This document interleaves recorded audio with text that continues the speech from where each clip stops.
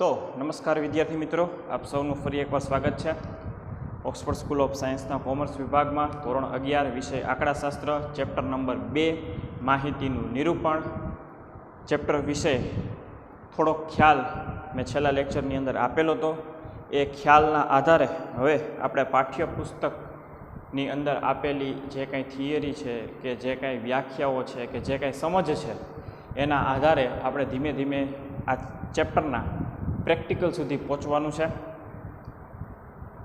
મેં છેલ્લા લેક્ચરમાં કીધું હતું એ પ્રમાણે કે ચેપ્ટર નંબર 2 છે એ ચેપ્ટર નંબર 1ની લિંક છે. એટલે કે ચેપ્ટર નંબર 1 વ્યવસ્થિત રીતના ભણ્યા હો, ચેપ્ટર નંબર 1નો જે ખ્યાલ છે એ પૂરેપૂરો મગજમાં હોય તો તમે આ ચેપ્ટર નંબર 2નો શું ઉપયોગ છે એ બહુ સારી રીતે સમજી શકો.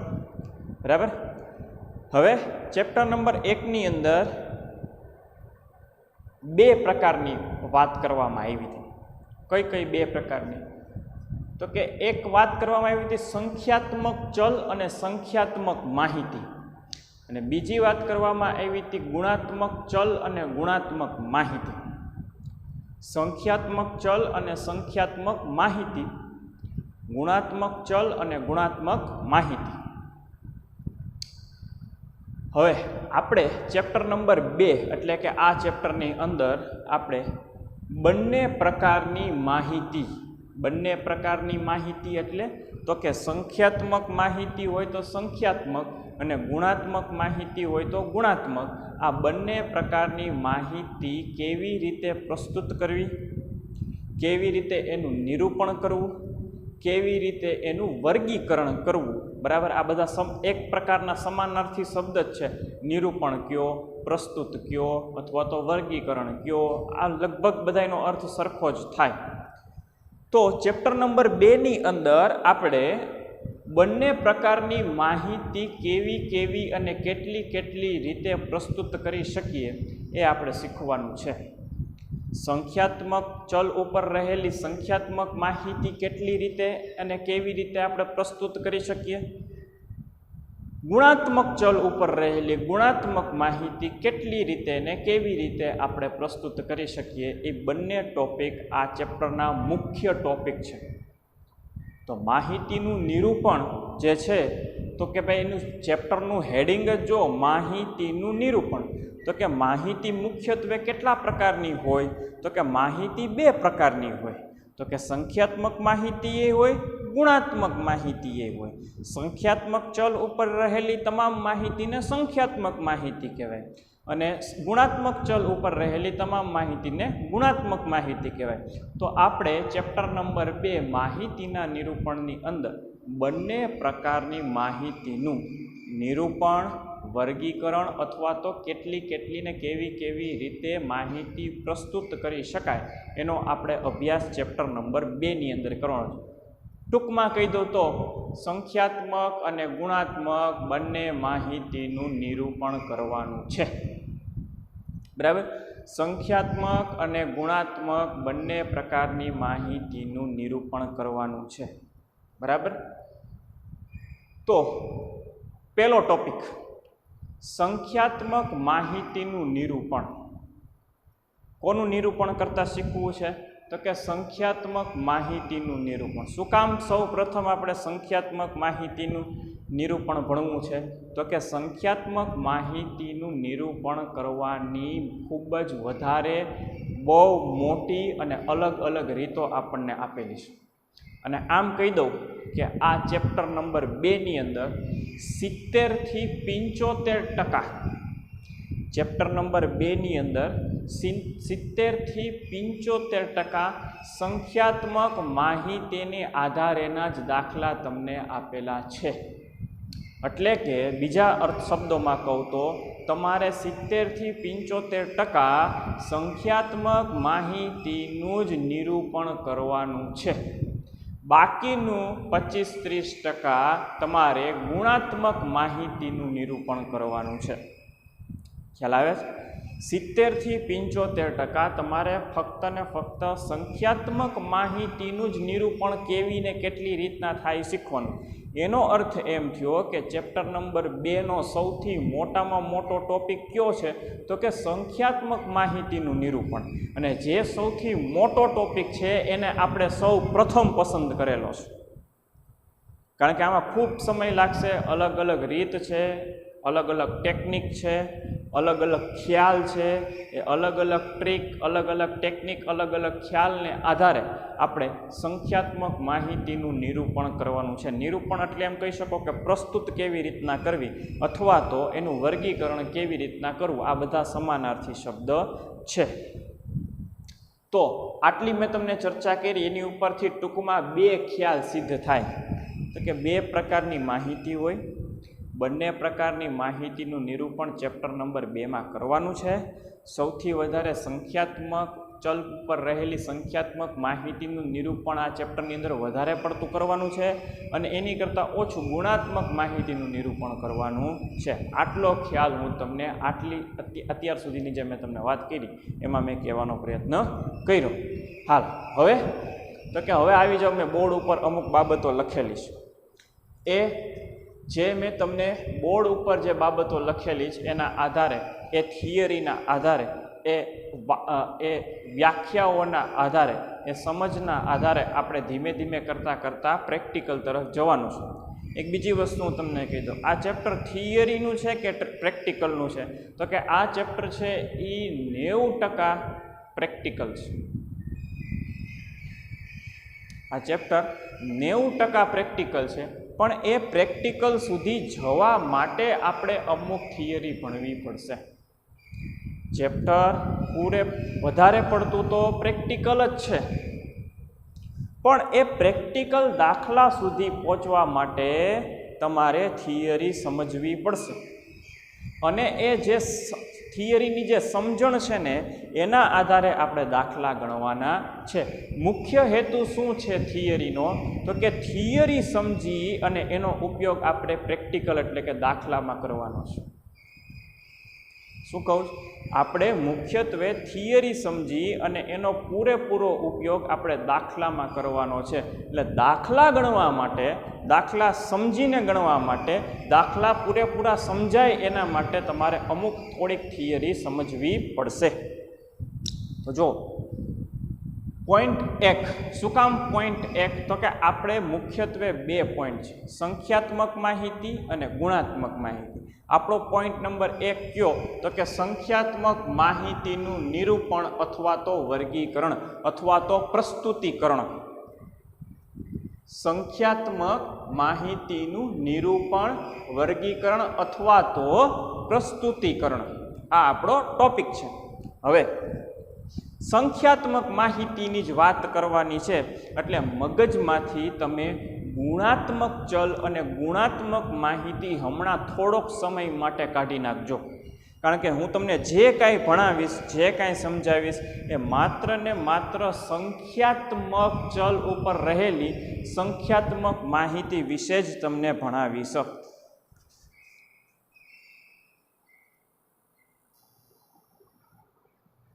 તો મેં હમણાં કીધું એ પ્રમાણે કે આપણે પહેલો ટોપિક, પહેલો પોઈન્ટ આપણે સંખ્યાત્મક માહિતીનું નિરૂપણ, વર્ગીકરણ જ સમજવાનું છે.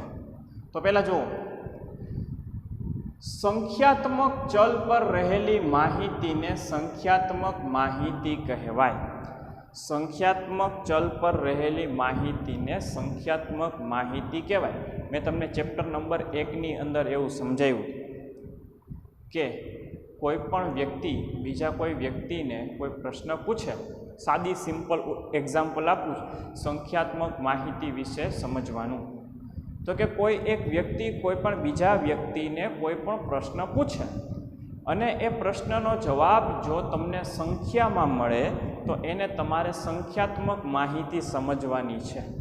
એટલે કે એનો ચલ તમારે કેવો સમજવાનો છે કે સંખ્યાત્મક સમજવાનો છે. ચલ એટલે તો તમે સમજો જ ને.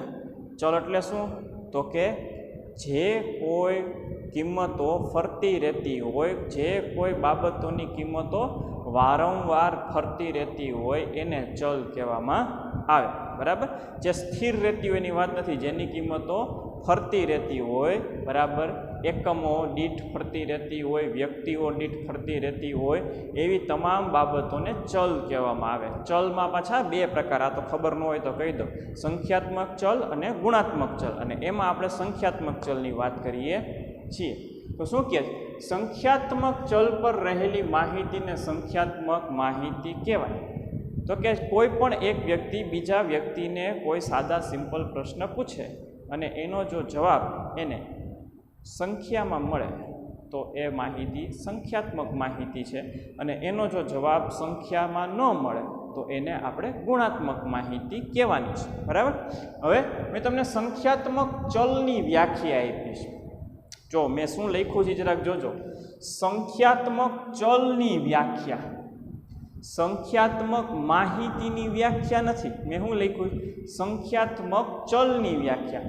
જે સંખ્યાત્મક લક્ષણની કિંમત જુદા જુદા એકમો માટે બદલાતી હોય તે સંખ્યાત્મક લક્ષણને સંખ્યાત્મક ચલ કહેવામાં આવે. મેં હમણાં કીધું ને કે જેની કિંમત બદલાતી રહેતી હોય એને કેવી કહેવામાં આવે? તો કે ચલ કહેવામાં આવે. એમાં પણ જે સંખ્યાત્મક લક્ષણ હોય, જેને માપવા માટે આપણે સંખ્યાનો ઉપયોગ કરતા હોય એવા લક્ષણને સંખ્યાત્મક લક્ષણ કહેવાય. સંખ્યાત્મક લક્ષણ એટલે કેવા લક્ષણ? કે જેને માપવા માટે સંખ્યાઓનો ઉપયોગ થતો હોય એવા લક્ષણને સંખ્યાત્મક લક્ષણ કહેવાય. શું કહે? જે સંખ્યાત્મક લક્ષણની કિંમત જુદા જુદા એકમો માટે બદલાતી રહેતી હોય, જુદા જુદા એકમો માટે બદલાતી રહેતી હોય તેવા સંખ્યાત્મક લક્ષણને સંખ્યાત્મક ચલ કહેવામાં આવે છે. સાદું સિમ્પલ, જેને તમે સંખ્યામાં માપતા હો એને સંખ્યાત્મક લક્ષણ, અને એની કિંમત પાછી સ્થિર રહેવી જોઈએ નહીં, એની કિંમતો ફરતી રહેતી હોય એવી પ્રકારની ચલને સંખ્યાત્મક ચલ કહેવામાં આવે. બસ આ વાક્યનો નિચોડ મેં હમણાં તમને ટૂંકમાં સમજાવ્યો એ છે. બરાબર. વળી પાછું આગળ વધીએ તો સંખ્યાત્મક ચલના પાછા બે પ્રકાર છે. શું છે? સંખ્યાત્મક ચલના પાછા બે પ્રકાર છે. સંખ્યાત્મક માહિતી, સંખ્યાત્મક ચલ, અને વળી પાછા સંખ્યાત્મક ચલ. કોના?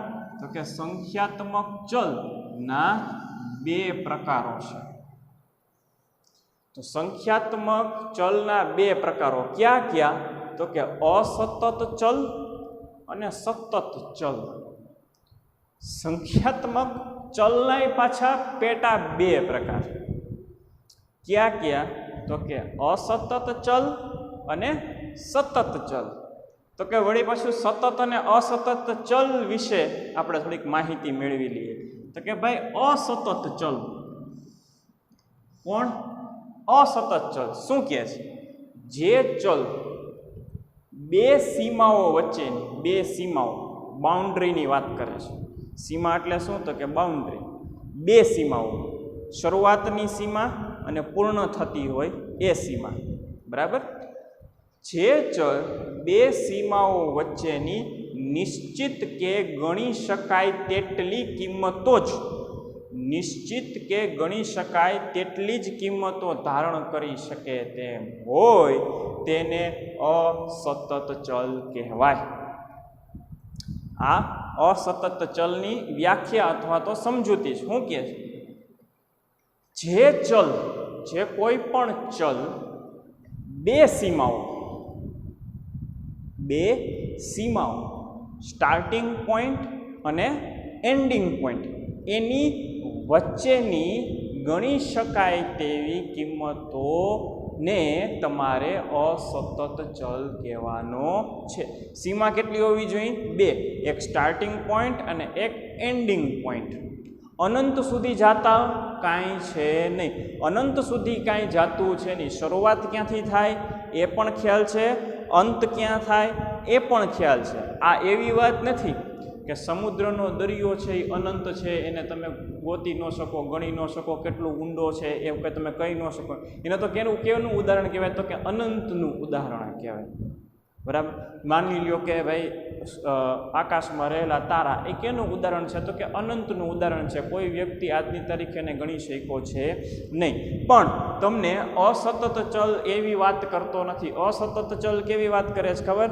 તો કે બે બાઉન્ડ્રી તો હોવી જ જોઈએ, એટલે કે બે સીમાઓ તો હોવી જોઈએ, એક સ્ટાર્ટિંગ પોઈન્ટ અને એક એન્ડિંગ પોઈન્ટ, અને એની વચ્ચેની કિંમતોની વાત કરે છે. બરાબર. સ્ટાર્ટિંગ પોઈન્ટ અને એન્ડિંગ પોઈન્ટની વચ્ચેની કિંમતની વાત કરે. તો જો શું કહે, જે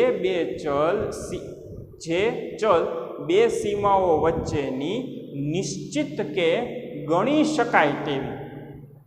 તો કે ભાઈ નિશ્ચિત કે ગણી શકાય તેવી એટલે એનો અર્થ શું? નિશ્ચિત કે ગણી શકાય તેવી. માની લો કે એક સોસાયટી છે. નિશ્ચિત કે ગણી શકાય તેવી એ શબ્દનો અર્થ સમજાવું છું.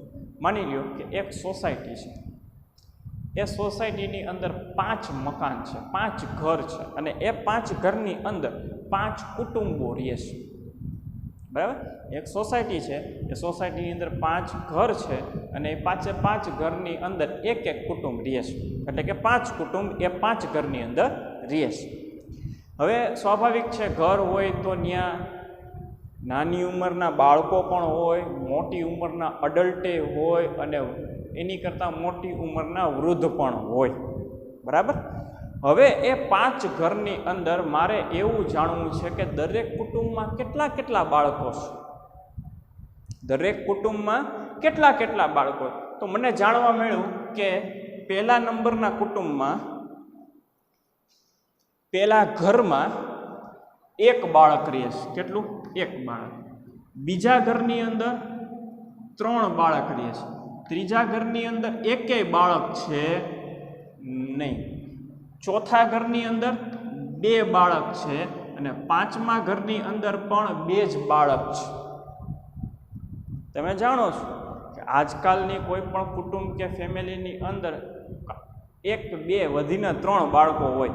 પહેલાંના જમાનાની જેમ 7-8 ભાઈઓ બહેનો, 8-10 ભાઈઓ બહેનો એવો હવે આપણો સમાજ રહ્યો નથી. બરાબર. તો એક સોસાયટીની અંદર 5 મકાન છે. એ 5 મકાનની અંદર 5 કુટુંબો રહે છે પોતપોતાના ઘરની અંદર. અને મેં કીધું એ પ્રમાણે નાની ઉંમરના બાળકો હોય, મોટી ઉંમરના વૃદ્ધે હોય, અને મિડલ ઉંમરના યુવાન પણ રહેતા હોય. તો આપણે તો બાળકોની વાત છે. કોની વાત છે? તો કે બાળકો. 5-7 વર્ષની ઉંમરના હોય ને એને બાળકો. તો પહેલા ઘરમાં જોયું તો ખબર પડી કે એ ઘરની અંદર 1 બાળક છે. બીજા ઘરની અંદર જોયું તો કેટલા બાળક છે? 3 બાળક છે. ત્રીજા કુટુંબમાં ઘરે જઈને જોયું તો કેટલા બાળક? 1 બાળક છે નહીં. ચોથા ઘરમાં જોયું તો 2 બાળક છે. અને 5મા ઘરમાં જોયું તો એ ખબર પડી કે આ 5મા ઘરની અંદર પણ 2 બાળક છે. હવે જુઓ, તમે સમજી લ્યો, ઓછામાં ઓછા કેટલા બાળક છે?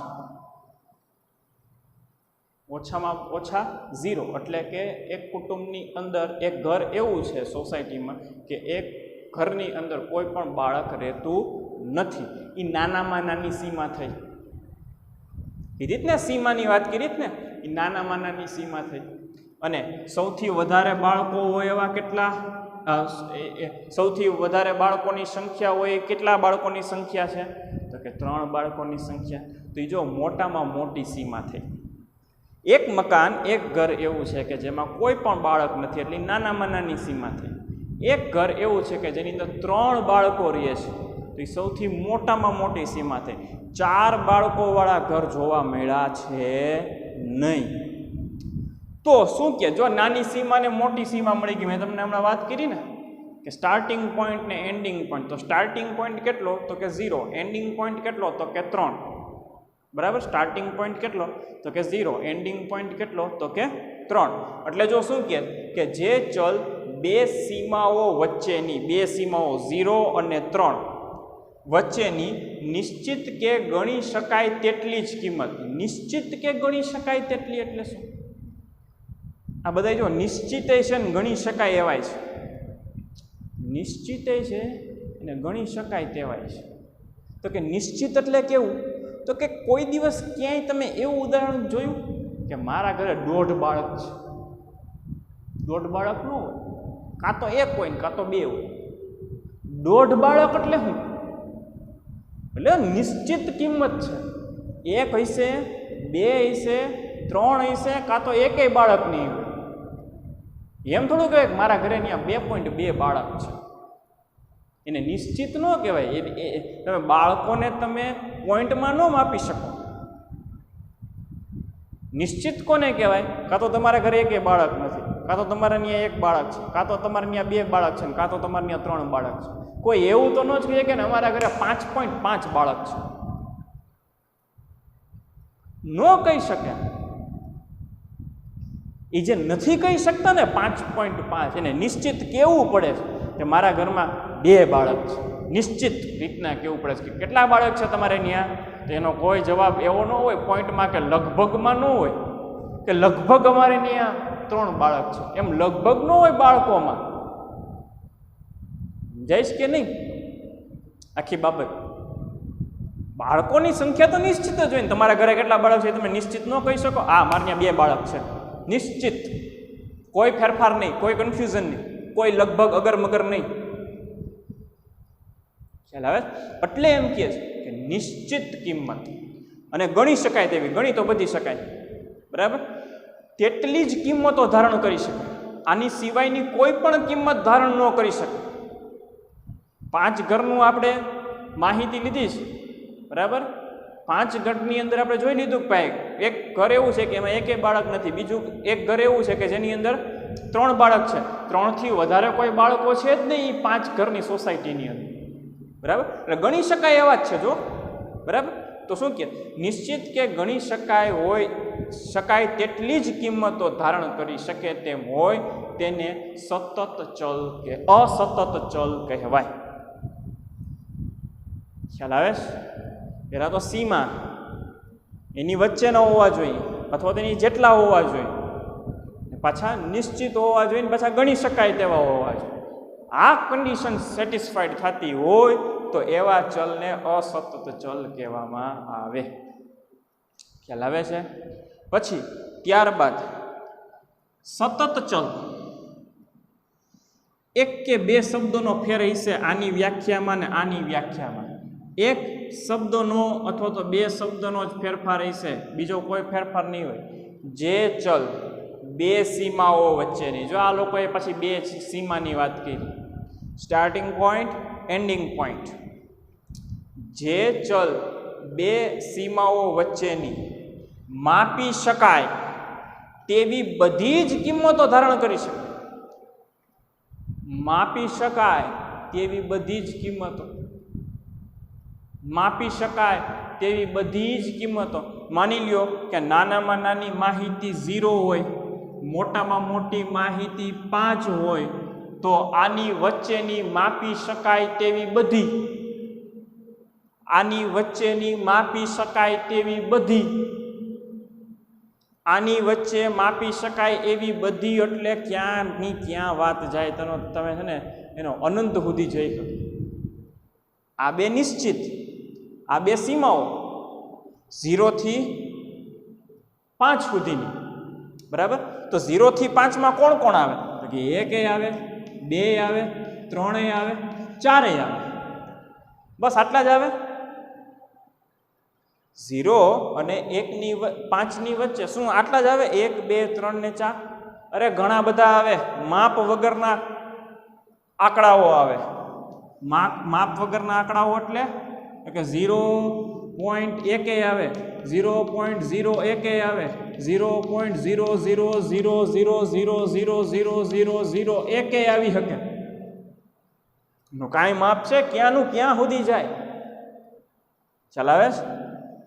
પછી તો કે 1 માટે લેવા જઈએ તો 1.01 આવે, 1.1 આવે, 1.02 આવે, 1.000001 સુધી ક્યાંની ક્યાં સુધી કિંમત જઈ શકે? એને જ કહેવામાં આવે સતત ચલ, કન્ટિન્યુ. સતત એટલે શું? તો કે કન્ટિન્યુ.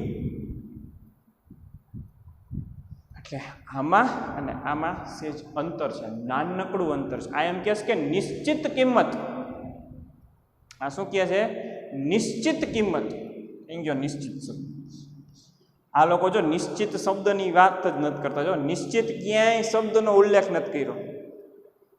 જોઈ લો, ખાલી નિશ્ચિતનો ફેર છે આની સમજણ અને આની સમજણમાં. સતત ચલ અને અસતત ચલની અંદર નિશ્ચિતનો ફેર છે. બાકી બે ચલ એમ કહે છે કે બાઉન્ડ્રી હોવી જોઈએ, સીમા હોવી જોઈએ. પણ અસતત ચલ શું કહે છે કે નિશ્ચિત. નિશ્ચિત એક બાળક, બે બાળક, ત્રણ બાળક અથવા તો એકે બાળક નથી. નિશ્ચિત એમ તો ન કહી શકે કે મારા ઘરે 0.0001 બાળક છે. ન કહી શકે કોઈ. બરાબર. આમાં તો કે કોઈ પણ કિંમત આવી શકે બે સીમાની વચ્ચે. પણ બે સીમાની વચ્ચે મેં તમને કીધું એ પ્રમાણે 0 અને 5ની વચ્ચે કેટલી કિંમતો થઈ શકે જેનું કોઈ માપ નહીં, પાર નહીં, એટલી બધી કિંમતો થઈ શકે. એટલે એમ કહે છે કે જે ચલ બે સીમાઓ વચ્ચેની માપી શકાય તેટલી બધી જ કિંમતો, માપી શકાય તેવી બધી જ કિંમતો ધારણ કરી શકે. જો તમે માપી શકતા હો ને એવી બધી કિંમત ધારણ કરી શકે, પણ બે સીમાઓ વચ્ચેની માપી શકાય તેવી બધી જ. એટલે 0 અને 5 વચ્ચે માપી શકાય એવી કેટલી બધી અનંત કિંમતો થાય જેની કોઈ માપ નહીં. 0.1, 0.01, 0.001, 0.00 ક્યાં સુધી જાય, બધાને તમે માપી શકો. બરાબર. એટલે જ બેનું નામ છે અસતત ચલ. અસતત ચલ એટલે કેવો ખબર છે? અસતત ચલ જેને આમ સાદી સિમ્પલ ભાષામાં હું તમને એમ કહી દઉં ને કે જે શરૂ ક્યાંથી થાય ને પૂરો ક્યાંથી થાય અને વચ્ચે કોણ કોણ આવે છે એ બધી ખબર છે. સતત ચલ શરૂ ક્યાંથી થાય, પૂરો ક્યાંથી થાય એ ખબર છે, પણ વચ્ચે કેટલા બધા આવે એ ન ખબર હોય. ઘણા બધા આવી શકે. બરાબર. ખ્યાલ આવે છે આખી બાબત? તો આ છે આખી બાબત. આ છે બહુ બેઝિક પ્રાઇમરી થિયરી લેવલની બાબત અને સંખ્યાત્મક ચલ વિશેની બાબત. જેટલી વાત કરી છે એ સંખ્યાત્મક માહિતી, સંખ્યાત્મક ચલને લગતી માહિતી વિશેની જ વાત મેં તમને અત્યારે આમાં કરી દીધી છે. આ પાકી બુકની અંદર લખજો અને આ લખાઈ ગયા પછી જે હું તમને હજી થોડુંક કંઈક 2-3 ટોપિક તમને હું સમજાવીશ અને એ 2-3 ટોપિક સમજાવ્યા બાદ હું તમને પહેલો દાખલો ગણાવીશ. બરાબર. તો ક્રમશઃ ધીમે ધીમે એક સ્ટેપ બાય સ્ટેપ એક પછી એક બાબત આપણે ભણવાની રહેશે. તો હજી એકવાર સમજી લઈએ, ઓવરવ્યૂ આખું સમજી લઈએ. તો કે ભાઈ આપણી પાસે 2 પોઈન્ટ છે. ક્યાં? એક તો સંખ્યાત્મક અને ગુણાત્મક. આપણે જે પોઈન્ટ શરૂ કર્યો છે કયો શરૂ કર્યો છે? તો કે પોઈન્ટ નંબર 1 શરૂ કર્યો. સંખ્યાત્મક માહિતીને લગતી બધું નિરૂપણ, પ્રસ્તુતિ, વર્ગીકરણ આપણે સમજવાનું છે. બરાબર. સંખ્યાત્મક માહિતી કોને કહેવાય? તો કે સંખ્યાત્મક ચલ પર રહેલી માહિતીને સંખ્યાત્મક માહિતી કહેવાય. બરાબર. તો કે સંખ્યાત્મક ચલ એટલે કેવો ચલ? તો કે જે સંખ્યાત્મક લક્ષણની કિંમત જુદા જુદા એકમો માટે બદલાતી હોય તે સંખ્યાત્મક લક્ષણને સંખ્યાત્મક ચલ કહે છે. એનું લક્ષણ, એનું લખણ સંખ્યાત્મક હોવું જોઈએ અને એ પાછું ફરતું રહેવું જોઈએ. એવી પ્રકારના લક્ષણને કેવું લક્ષણ કહેવાય? તો કે સંખ્યાત્મક ચલ લક્ષણ કહેવાય. પછી તો કે સંખ્યાત્મક ચલના પાછા 2 પ્રકાર છે. સંખ્યાત્મક ચલના 2 પ્રકાર છે. જો અમુક શબ્દો ઉપર બહુ ભાર આપું છું. સંખ્યાત્મક ચલના 2 પ્રકાર છે. કોના? સંખ્યાત્મક ચલ. શું કામ ભાર આપું છું? તો કે આની પછીના લેક્ચરની અંદર સંખ્યાત્મક માહિતીના વર્ગીકરણના 2 પ્રકાર આવશે. સંખ્યાત્મક ચલ પર રહેલી સંખ્યાત્મક માહિતીના વર્ગીકરણના 2 પ્રકાર છે. અને એમાં કેવો શબ્દનો પ્રયોગ કરીશ ખબર? હું સતત આવૃત્તિ વિતરણ અને અસતત આવૃત્તિ વિતરણ. જો આને આ શબ્દને મળતું આવે. અહીંયા હું લખ્યું સતત અસતત ચલ લખ્યું છું. હું આના પછીના લેક્ચરની અંદર અસતત આવૃત્તિ વિતરણ શબ્દનો ઉપયોગ કરીશ. જો અહીંયા શું લખ્યું તો કે સતત ચલ લખ્યો છે. હું પછીના લેક્ચરની અંદર સતત આવૃત્તિ વિતરણ શબ્દનો પ્રયોગ કરીશ. એટલે તમારે એક પ્રકારના હરખા શબ્દનો અલગ અલગ અર્થ થશે. એટલે હું ભાર દઈને કહું કે હું કેની વાત કરું તો કે સંખ્યાત્મક ચલના બે પ્રકાર છે, એક અસતત ચલ અને એક સતત ચલ. બરાબર, અને એ મેં હમણાં તમને સમજાવ્યું. આના પછીના લેક્ચરની અંદર સતત આવૃત્તિ વિતરણ અને અસતત આવૃત્તિ વિતરણ તમને સમજાવીશ. એટલે સૌ પ્રથમ મારે તમને આવૃત્તિ સમજાવવી પડશે અને પછી મારે તમને વિતરણ સમજાવવું પડશે. ખ્યાલ આવે છે આખી બાબતનો? એટલે સતત આવૃત્તિ વિતરણ અને અસતત આવૃત્તિ વિતરણ, સતત ચલ અને અસતત ચલ એ બેમાં ફેર. સતત અસતત ચલ એક બાજુ, સતત આવૃત્તિ વિતરણ અને અસતત આવૃત્તિ વિતરણ એક બાજુ. એટલે શબ્દ એકબીજાની ઉપર ચડી બેસે એવા છે, એક સરખા લાગે એવા છે, પણ બંનેનો અર્થ, બધાનો અર્થ અલગ અલગ થતો હોય. એટલે ભાર મૂકીને કહું છું કે આ છે સંખ્યાત્મક ચલના બે પ્રકાર છે, અસતત ચલ અને સતત ચલ. અને એ મેં તમને સમજાવ્યું. અને આ બધું તમારે પાછું પાકી બુકની અંદર લખવાનું છે. મૂળતઃ આ ચેપ્ટરનો ખ્યાલ તો તમે જ્યારે પ્રેક્ટિકલ શરૂ કરશો ત્યારે તમને પૂરેપૂરો મળી જશે. તેમ છતાં પ્રેક્ટિકલ સુધી પહોંચવા માટે જેટલી માહિતીની મારે તમને દેવાની જરૂરિયાત છે એ પ્રકારની હું તમને તમામ માહિતી આપું છું. બરાબર, તો આ હતો આજનો લેક્ચર. આપણે હમણાં થોડો સમય સુધી ચેપ્ટર નંબર 2 ભણતા હોઈએ ત્યારે અસંખ્યાત્મક ચલ અને અસંખ્યાત્મક માહિતી, એટલે કે ગુણાત્મક ચલ અને ગુણાત્મક માહિતી વિશે કોઈ બાબત હમણાં આપણે શીખવાની નથી અને ધ્યાનમાં રાખવાની નથી. માત્ર ને માત્ર મગજની અંદર એક વસ્તુ ફિટ કરી દો, સતત ચલ અને સંખ્યાત્મક માહિતીનું નિરૂપણ, વર્ગીકરણ અને પ્રસ્તુતિકરણ શીખવા બેસીએ છીએ. બરાબર, ફિટ કરી લો, ફિક્સ કરી લો. સંખ્યાત્મક માહિતી કેવી માહિતી? સંખ્યાત્મક માહિતી વિશે જ અત્યારે આપણે ભણવા બેઠા છીએ. અને ઓછામાં ઓછા 15, 20, 25, 30 દિવસ સુધી આપણે સંખ્યાત્મક માહિતી જ ભણતા રહેશું. ગુણાત્મક સુધી આપણે પહોંચશું જ નહીં, સંખ્યાત્મક જ હાલ્યા રાખશે. બરાબર, પછી હું કહીશ કે ક્યારે હવે ગુણાત્મક શરૂ થઈ, ક્યારે ગુણાત્મક શરૂ થશે હું પાછું કહીશ. બરાબર, પણ અત્યારે મગજની અંદર પોઈન્ટ નંબર 1 સંખ્યાત્મક માહિતી, સંખ્યાત્મક ચલ. સંખ્યાત્મક ચલના પાછા બે પ્રકાર, અસતત ચલ, સતત ચલ. અત્યારે જેટલું સમજાયું એટલું મગજમાં રાખી દીધું. શબ્દ સમજી લેજો. ચલની વાત કાલે એટલે કે આવતા લેક્ચરની અંદર સતત આવૃત્તિ વિતરણ અને અસતત આવૃત્તિ વિતરણ શું છે, આવૃત્તિ શું છે, વિતરણ શું છે, અને પછી હું તમને એમ કહીશ કે આ સતત આવૃત્તિ વિતરણ છે, અસતત આવૃત્તિ વિતરણ. ત્યારબાદ તમે થોડાક દાખલા ગણી શકવા જેટલા તમે તૈયાર થઈ જશો. તો ત્યાં સુધી આભાર. આના પછીના લેક્ચરની અંદર મળીએ.